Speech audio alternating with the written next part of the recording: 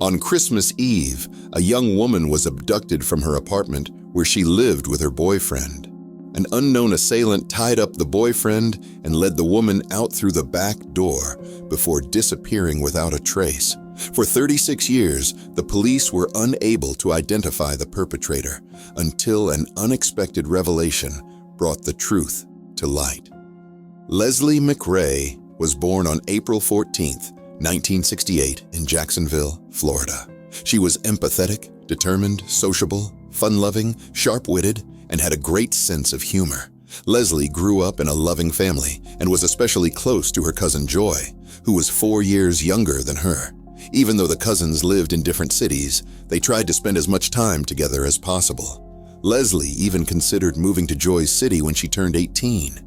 After graduating high school at 17, Leslie enrolled at the University of North Florida, dreaming of a career in modeling. She moved out from her parents' house and into an apartment with her boyfriend, 21-year-old Edgar McCurry. On the night of December 24, 1985, Christmas Eve, Leslie and Edgar were asleep in their apartment. Around 3 a.m., Edgar was awakened by a noise. To his horror, he saw a man with a knife standing over their bed. The intruder tied Edgar's hands and feet with neckties, threatening him with the knife to prevent resistance. The assailant then tied Leslie in the same manner and led her out through the back door. Edgar could only watch helplessly as his girlfriend was taken away. It took Edgar 3 hours to free his hands, and around 6 a.m., he called the police. Detectives arrived, took Edgar's statement, and began searching for Leslie. Since the room was almost completely dark during the abduction, Edgar couldn't see the kidnapper's face or any other distinguishing features. The only thing he remembered was that the criminal had brown hair. The police had no information about the kidnapper's vehicle either, even though it was clear some form of transport was used. While detectives searched for witnesses and combed the streets, they received a call. 3 hours after the abduction, a man on his morning jog spotted a female body in a ditch by the road about 5 miles from Leslie's apartment. Investigators arrived at the scene and immediately identified Leslie. Her body was covered in various injuries. Some of her clothes were torn or missing. Medical experts determined that Leslie had been struck more than 20 times with a sharp object and had multiple abrasions on her body. Additionally, the killer had sexually assaulted her, and experts were able to extract his biological material. Since DNA analysis wasn't used at the time, this evidence couldn't help the police identify a suspect. There were no other useful clues at the crime scene, so investigators decided to focus on searching Leslie's apartment. Soon, serious doubts arose about what really happened that night. According to Edgar, the intruder had entered their apartment unnoticed, yet there were no signs of forced entry or any struggle in the rooms. Furthermore, the back door, through which Leslie was supposedly taken, was covered in cobwebs. No fingerprints were found on the door, and no shoe prints were found nearby, despite a thick layer of dust. This led to suspicions that Edgar's story might have been fabricated, raising the obvious question: was he involved in the murder? However, there were nuances to this theory. Investigators doubted that Edgar could have taken Leslie's body away, killed her, and returned to the apartment in time to call the police. Experts suggested that Leslie's body was dumped after Edgar's call to 911. Consequently, he was no longer considered a suspect. Over the following months, detectives tried to find new leads, but consistently hit dead ends. The investigation was formally suspended in 1986. The assailant's biological material, the only significant piece of evidence, couldn't help the investigators at the time, and they hoped it would lead to the perpetrator in the future.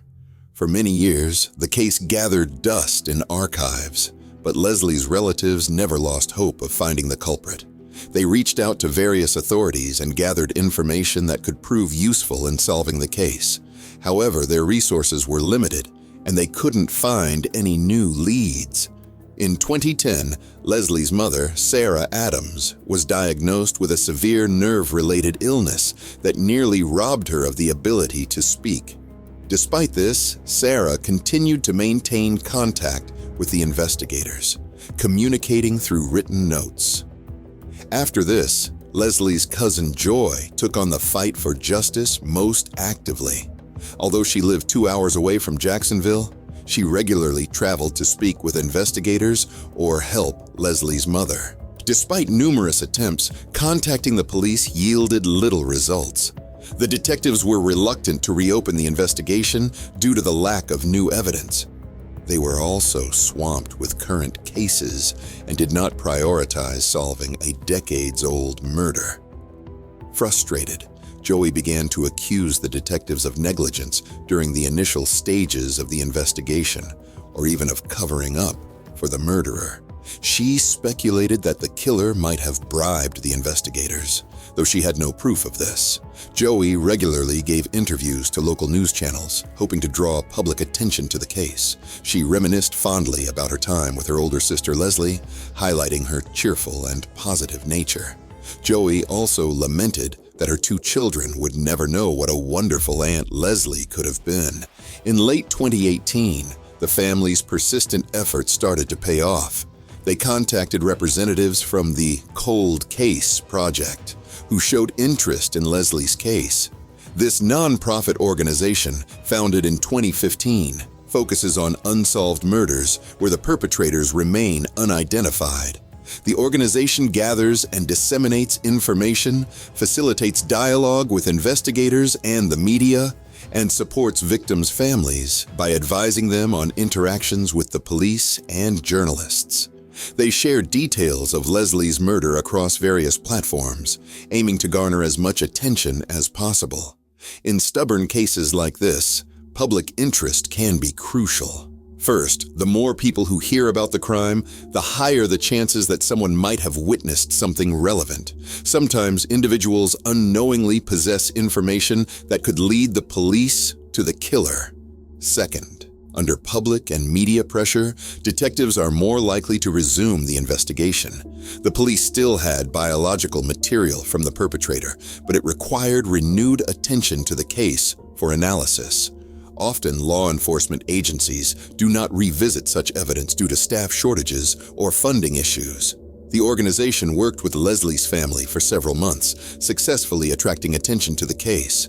News articles and reports began to surface, and in June 2019, a popular local TV channel reached out to the family. They proposed a comprehensive interview where the relatives could discuss Leslie and their long-standing quest for justice. Her cousin and mother accepted the offer and met with the journalists. They spoke about Leslie's character, showed her photos, and expressed their frustration that the police had neglected the case for over 30 years. In the interview, the family also mentioned their suspicion that Leslie's boyfriend was the murderer. They doubted his story about a man with a knife, believing he might have killed her himself. However, the journalists decided to omit this part, as Edgar was never considered a suspect, and there was no evidence against him. The TV channel contacted the sheriff's office hoping to get additional information, but the police refused to comment. They cited regulations prohibiting discussions of inactive cases with journalists. Leslie's family was disappointed, but undeterred.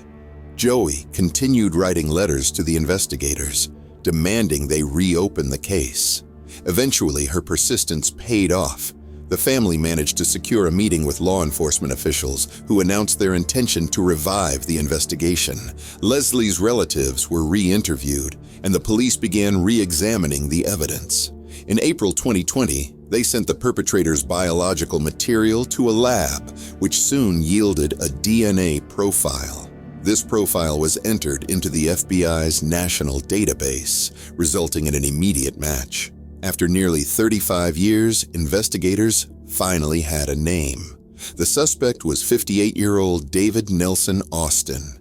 Delving into his background, detectives discovered many intriguing details. His DNA was in the FBI database for a reason. Since 1991, he had been serving a sentence for 2 sexual offenses committed in 1988 and 1990. At that time, he lived in Michigan, having moved there from Florida. Detectives confirmed that he resided in Jacksonville when Leslie was murdered. He was 24 years old then. 2 months before the murder, he had attacked a mentally disabled girl and attempted to assault her, but failed. Although arrested, the justice system dealt with him leniently. Austin did not receive any serious punishment and remained free. Additionally, he had a series of lesser offenses to his name, including possession of illegal substances, disturbing the peace, and more. The detectives were convinced that he was responsible for Leslie's murder and began preparing the case for court. After gathering all necessary materials, they went to the Michigan prison in early 2021 to interrogate Austin for the first time. Although he denied involvement, the detectives weren't taking his word for it. They collected his DNA sample to compare directly with the biological material found on the victim's body. This was standard procedure, and the result was predictable: a complete match. In August 2021, Austin was officially charged with Leslie's murder. Since then, detectives have been working to have him deported from Michigan to Florida, as the crime occurred in the latter state. The need for deportation likely stemmed from one simple fact. Unlike Michigan, Florida has the death penalty, and Austin could very well receive this sentence for the girl's murder. The process took a year, and in September 2022, he was finally transferred to a Florida correctional facility. Now he awaits trial behind bars, and the investigators have no doubt about a guilty verdict. Austin has one option to avoid the death penalty. He can strike a deal with the prosecution and confess to the murder in exchange for another life sentence. During a press conference, the detectives admitted that Austin had never been a suspect in the case and had never been interrogated. They stated that he left no clues that could link him, and DNA analysis was not possible at the time. Furthermore, his DNA only entered the FBI database in 1991, 6 years after the murder. Joey also gave an interview, revealing that she had always believed Leslie's boyfriend was the killer. Only after the detectives identified the real culprit did she realize Edgar was also a victim in this tragedy. Edgar is expected to testify as the key witness during the trial. Leslie's mother announced that she had forgiven her daughter's killer, a decision that surprised her family, but was respected by everyone. Interestingly, Austin has a son named Owen, whom he has never met. Despite this, they have maintained regular contact through email. Reporters reached out to Owen, who was shocked by the accusations against his father. Austin himself wrote to Owen about the charges, insisting he had no involvement in the crime. Owen was aware of his father's other criminal activities, but continued to communicate with him. The trial is set to begin soon. If there are no bureaucratic delays, a verdict could be reached within a few months. While the truth has finally come to light, the victims' relatives still accuse the investigators of negligence. They believe that if the case had been periodically reopened, the perpetrator could have been identified back in the early 90s rather than 30 years later.